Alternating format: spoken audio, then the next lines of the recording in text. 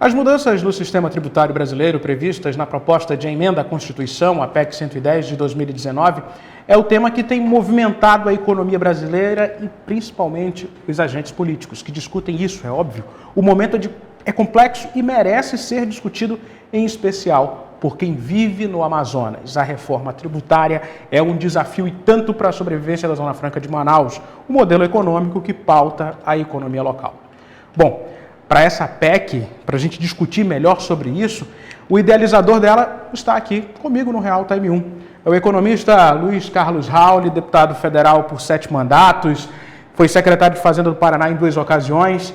Primeiro, quero lhe agradecer pela oportunidade de estar aqui com a gente. Muito obrigado. É um prazer, Caio Fonseca, Real Time, entrevistas, e falar novamente com todo o estado da Amazônia e toda a Amazônia, né, nesse momento aqui com vocês. Deputado, o senhor costuma dizer em algumas palestras que eu já pude assistir, que o senhor acabou apresentando por aí, uma aspas que eu tirei aqui e achei muito interessante, que é: o sistema tributário do país é o pior inimigo do Brasil, das empresas e dos empregos. Esse emaranhado tributário, deputado, fez o Brasil ficar atrasado por quanto tempo? O nosso modelo tributário, o atual sistema, tem 57 anos. E ele começou errado, porque ele dividiu a base tributária do consumo em 3 tributos: o ISS municipal tributando serviços, que é um pedaço da base do consumo, os bens com ICMS pelos estados, um pedaço da tributação de bens para a União com IPI, que é dentro da tributação de bens, e com o passar dos anos, o governo federal acabou criando novos tributos na base do consumo. São 3 as bases tributárias clássicas universais, onde os governos, né, tanto o governo federal, estados e municípios, impõem, né, fazem imposição tributária. O patrimônio, né, das pessoas, a propriedade das pessoas e empresas, onde tem o IPTU, o IPVA, o ITR, o Imposto de Transmissão Casa-Mortes e Intervivos. Né? Esse imposto é de baixo poder arrecadatório, ele não chega a 5% da arrecadação nacional. Ok? A segunda base tributária são as rendas e proventos de qualquer natureza, onde se tributa os salários, os dividendos, os royalties, os lucros, os aluguéis, os juros e etc. É uma base que, no mundo, é maior, bem maior do que no Brasil. Por exemplo, o Brasil, só 21% da sua arrecadação vem dessa base tributária das rendas e proventos. Por exemplo, os Estados Unidos, 50% da arrecadação americana vem do imposto de renda da pessoa física e da pessoa jurídica. O Brasil, só 21%. O que acabou acontecendo é que a terceira base tributária, que é o do consumo das famílias, das pessoas, consumo do quê? De bens e serviços. Então, as pessoas, as famílias, é que pagam os impostos para as empresas que são fornecedoras de serviços e de bens duráveis, não duráveis, tudo que nós compramos, as famílias compram durante todo o mês, todo o ano, né? Nas lojas, no supermercado, nas farmácias, nas padarias, etc. Então, tudo que você compra de bens e serviços é uma base tributária que no Brasil é dividido em mais de uma dezena de tributos, enquanto que no mundo inteiro é um só, o Imposto de Consumo Nacional, destino onde a União, Estados e municípios têm um pedaço dessa arrecadação. Cada um tem uma participação, como já é hoje, né? O imposto de renda, por exemplo, que é arrecadado no país inteiro pela Receita Federal, os estados e municípios são sócios de 50% da arrecadação do imposto de renda através dos fundos de participação dos estados e municípios. No mesmo caso, a IPI. O governo dos estados, estaduais e municipais são sócios do IPI, Imposto de Produto Industrializado Federal, em 60%. Assim como os municípios são sócios do ICMS em 25%, que é arrecadado pelos estados. Então, o menor tributo desses todos é o ISS municipal, que arrecada menos de 3% da arrecadação nacional. O ICM é grande, o ICM é 21%. Na soma do ISS, do ICMS, do IPI e do PIS/COFINS, teremos quase 40% da arrecadação nacional, né? Uma arrecadação forte, né? Para a base do consumo. Né? Esses 40% vão se transformar num IVA nacional destino dual, com alíquota com a alíquota ser medida né, de acordo com a necessidade de cobrir a mesma arrecadação que é feita hoje. Ou seja, o Brasil arrecada 33%, 34% do PIB e o governo federal e estados e municípios terão 40% dessas 33% do PIB será arrecadação do Imposto de Valor Agregado, que vai se chamar IBS, Imposto sobre Bens e Serviços para os Estados e Municípios, e Contribuição de Bens e Serviços para a União. Vai ser uma cobrança única, nacional, destino, alíquota por fora e cobrança eletrônica 5.0 instantânea com crédito financeiro. O crédito não será mais escritural e ainda haverá o cashback, ou seja, o que é a devolução do imposto para as famílias de baixa renda, do cadastro único social, né? Para que essas famílias não deixem de ser oneradas como são hoje, que hoje eles pagam mais impostos do que os ricos. Então, resumo do nossa proposta 110, que é muito parecida com a PEC 45, que está na Câmara, ela tem várias nuances. A PEC do Senado, da 110, ela contempla um tratamento diferenciado, privilegiado para a manutenção da Zona Franca de Manaus, tem o tratamento para a micro e pequena empresa, tem para a saúde e a educação, que tem que ter uma alíquota menor também, tem o tratamento para as cooperativas, tem o fortalecimento dos fiscos da União, Estado e Município e as suas respectivas competências e autonomia. Enfim, é uma PEC muito madura, porque ela está há muitos anos no Senado, há 4 anos no Senado, e lá na Câmara ficou comigo mais 4 anos, já são 8 anos que nós temos amadurecido esta proposta, e eu mesmo, como deputado, eu trabalhei 28 anos essa proposta de reforma tributária, como eu estou fora do parlamento há 4 anos, são 32 anos trabalhando esta proposta de reforma tributária como o único caminho para recuperar a economia brasileira, recuperar os empregos, melhorar o salário líquido e fortalecer o poder de compra das famílias. Com isso, o Brasil vai voltar a crescer e prosperar. Bom, eu vejo daqui que para atravessar o Rio Jordão temos que ter uma alíquota única. Está no quadro bem atrás do senhor aí, a gente está mencionando o IVA aqui. Mas foi alguns anos no programa Roda Viva que o Caruso, né, o irmão do Chico Caruso, o Paulo, fez essa charge, fez várias, né, e essa eu achei muito interessante. Na verdade, é única, mas nós também daremos autonomia para os estados e municípios terem a sua alíquota adicional. Essa é a minha preocupação. Não, porque assim, hoje você precisa de alguma coisa, né? O município, por exemplo, o grande município, pega lá Manaus, que é uma cidade grande, como, né, capital do estado, ela pode precisar ali, por 1% de alíquota, olha, com esse 1% eu vou fazer desfavelamento, vou fazer viadutos, entendeu? É aí que fica bonito, porque não será mais aquele poder que tem hoje da lei municipal que determina o ISS, mas, na verdade, eles mexem na base de cálculo, reduz a alíquota. Não será isso mais. Se tivermos uma alíquota padrão nacional de 24%, 25%, ela vai ser 30% menor do que é cobrada hoje do consumidor. Quando você soma a alíquota hoje, o que é cobrado de ISS, de ICMS, de IPI, de PIS e de COFINS, de todos os bens e serviços consumidos pela população brasileira, hoje tem 30% a mais de carga do que deveria ter. Mas por que não entra nos cofres do Tesouro? Porque é a guerra fiscal, né? 7% do PIB é a guerra fiscal e 3% é a inadimplência. Mas quando você dá esse incentivo, não tira do preço. Essa é a diferença, né? E como não tira do preço, quem é que paga a guerra fiscal? O consumidor final, entendeu? Ele é que paga todas essas questões. Mas no caso específico da Zona Franca de Manaus e das zonas de processamento de exportação, elas terão a garantia, que está lá no texto constitucional, da 110, de que vão ter os benefícios equivalentes, né, proporcionais à viabilização da Zona Franca, para que ela possa sobreviver, né, com a garantia de que o novo imposto também crie uma condição favorável para o desenvolvimento e o fortalecimento das indústrias, né, da Zona Franca de Manaus. E também vai participar dos fundos novos.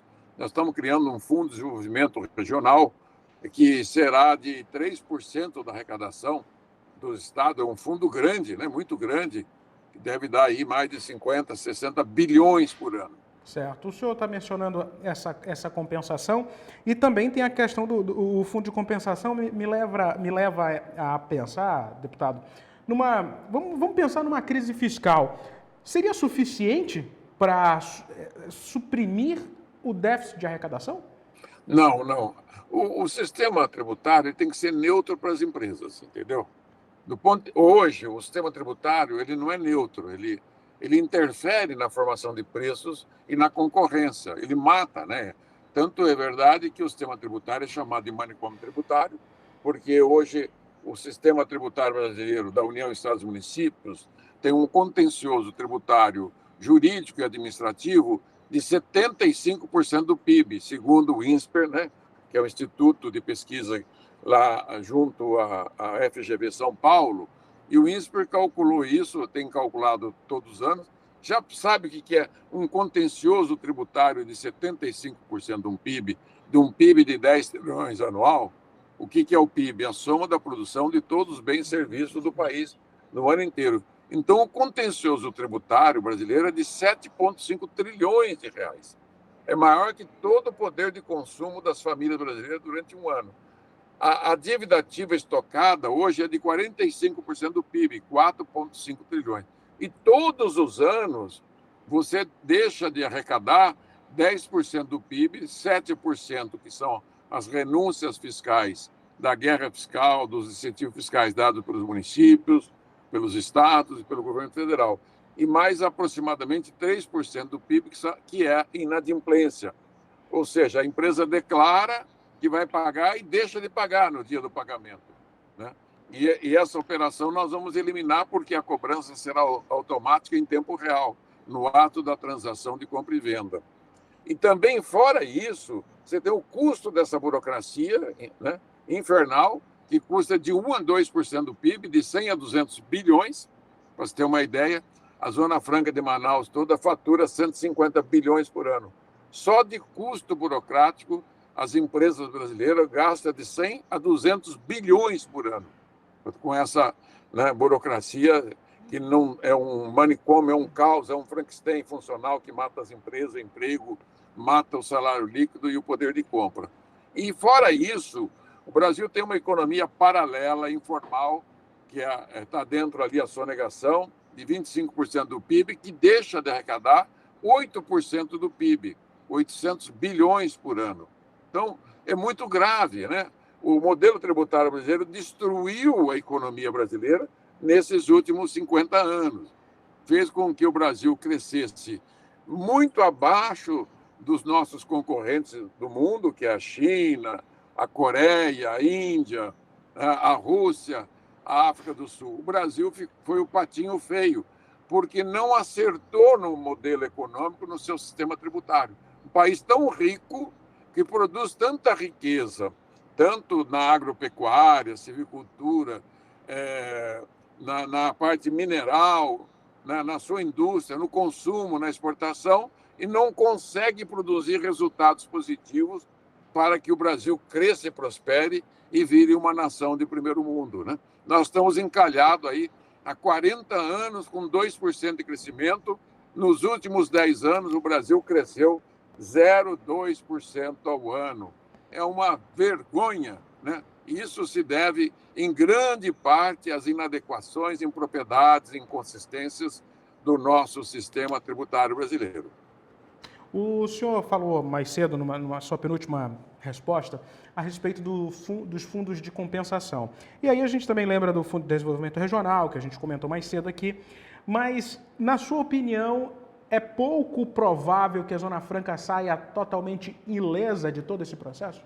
A nosso propósito, e essa é a defesa que o deputado Paulo Avelino, hoje secretário de Estado do Amazonas, um grande amigo, um grande estudioso, muito competente, junto com a bancada de deputados do Estado do Amazonas, com os nossos 3 senadores do Amazonas, fortalecer, fazer o melhor na reforma constitucional, proteger, blindar a Zona Franca, se for necessário, fortalecer um fundo para o Amazonas, além de manter os atuais fundos. Quer dizer, hoje você tem o Sudão, Sudene, tem esses fundos que vão continuar, não houve, ninguém mexeu nesses fundos.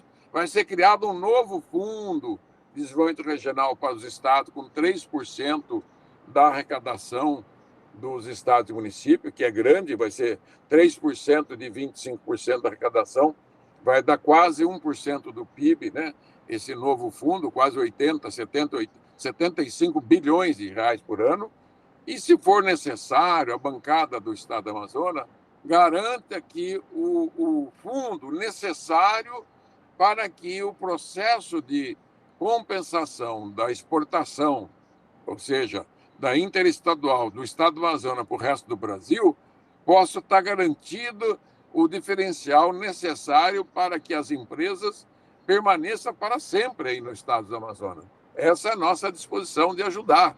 Eu já me coloquei à disposição do Paulo desde lá de 2016, quando eu comecei a trabalhar a relatoria da PEC 110, que naquela época chamava PEC 293A, da Câmara, que o Paulo participou ativamente.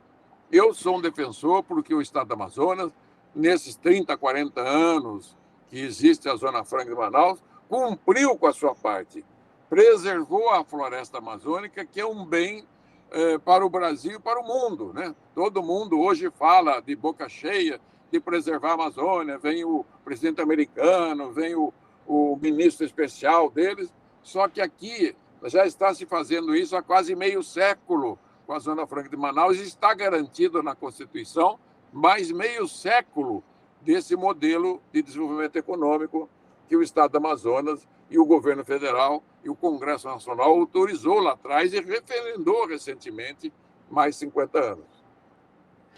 Bom, quando a gente fala do IVA, que a gente mencionou mais cedo, a gente fala do fim do IPI, que é um dos impostos que a gente menciona aqui como um dos mais positivos do ponto de vista de ser zerado no Estado para compensar as distâncias, as dificuldades que se tem de produzir no Amazonas.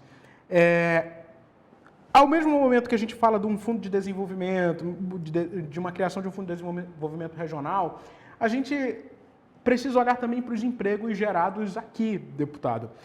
Nesse ponto de vista, olhando para esse ponto de vista, a gente pode ter perdas significativas. E será que vai ser suficiente toda essa movimentação de um fundo e tirar 3%, que pode corresponder a 1% no PIB brasileiro? Tudo isso será que vai ser suficiente? Sim, sem dúvida, sem dúvida. Eu trabalho muito com as renúncias fiscais, com as necessidades fiscais. Num novo modelo, o modelo vai se autorregulamentar, porque, primeiro, todos os insumos que são adquiridos pela Zona Franca de Manaus, para suas indústrias locais, e toda a prestação de serviço que é feita para eles, seja de bens e serviços, vai ser capturado como crédito para as empresas locais, ok? Então, elas terão cash nisso, será um cashback das empresas ao adquirir as suas matérias-primas internamente. Então, eles vão receber de volta. Segundo, como a alíquota, digamos que ela seja de 20%, vai para o adquirente lá fora, um pedaço desta alíquota deve ser calculada aí de tal forma, né, como é hoje, para que a logística da distância do estado do Amazonas para o centro-sul do Brasil haja a compensação necessária. Daí a necessidade que não só o modelo do crédito presumido a ser adotado, né, ou a garantia de um percentual desse valor fique com as empresas locais para garantir o emprego e para garantir a sobrevivência, né, e o fortalecimento da Zona Franca de Manaus. É um grande momento. Eu sei que é um temor, né? Porque toda mudança causa preocupação, né? Tem até um livro que é muito, ele é conhecido no mundo inteiro, Não Mexa no Meu Queijo, né? Esse modelo está aí, está funcionando, mas, infelizmente, o modelo tributário brasileiro é caótico e ele tem prejudicado o conjunto da população brasileira, tem prejudicado as empresas, o conjunto das empresas, porque a mortalidade é muito grande de negócio no Brasil em função das inadequações, impropriedade, inconsistência do sistema tributário, tem prejudicado o emprego. O Brasil tem um elevado índice de desemprego nacional, subemprego, né? E chega a quase 30 milhões de pessoas, né, que são prejudicadas pelo não pleno emprego que o Brasil não tem, pela falta de crescimento econômico, que esse é o ponto central, né? E a reforma vai corrigir, vai dar competitividade para as empresas, e isso vai fazer com que o capitalismo brasileiro, que hoje é selvagem, que só beneficia aqueles que podem mais e aqueles que não podem, né,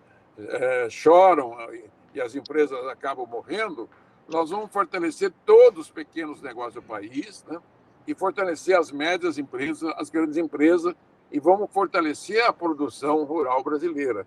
Com isso, nós estaremos fortalecendo mais empregos, mais salário, mais renda familiar e, consequentemente, o governo federal e o estado do município vão colher mais impostos em cima da sonegação, né? Hoje, o comércio sonegado no Brasil é gigantesco, eletrônico, vai ser tudo capturado com o modelo de cobrança Aboab, do Dr. Miguel Aboab, que desenvolveu esse modelo de cobrança online, em tempo real. Então, isso vai dar um ganho para os estados, para o município, para os empregos, vai dar estabilidade econômica, o Brasil vai voltar a crescer de forma vigorosa, que hoje cresce como voo de galinha, cresce um ano, dois, três, cai dois, três, como vem acontecendo nos últimos 40 anos. Nós precisamos voltar a ter o vigor completo, mas que para isso acontecer, é preciso que todos os agentes envolvidos na economia estejam fortalecidos, ou seja, as empresas fortalecidas, num livre comércio, numa concorrência leal, com regras isonômicas para todos, né? E que possa também acabar com essa interferência entre os estados, que tem uma barreira fiscal em cada estado, sendo que o mundo, já há mais de 40 anos, não tem barreira fiscal um país contra o outro. Ao eliminar essas barreiras, ao eliminar a burocracia, ao eliminar essa parafernália de tributos, um em cima do outro, da mesma base, da mesma incidência, nós estaremos fazendo uma grande mudança de simplificação tecnológica 5.0 e também apoiando as famílias de baixa renda. Com isso, todas as empresas brasileiras do agro, do minério, todos serão beneficiados, porque hoje essa captura vai ser feita pelas transações de compra e venda, que cada vez mais o dinheiro é menos usado no mundo e no Brasil também.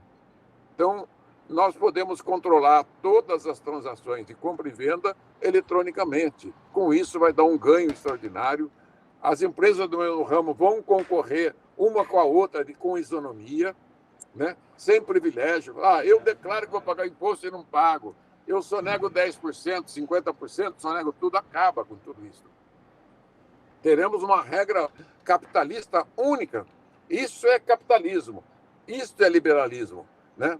E o Estado vai ter o seu dinheiro do imposto e a empresa, os empresários nunca mais vão se preocupar em ter que pagar o imposto no final do mês, ele vai ser recolhido automaticamente.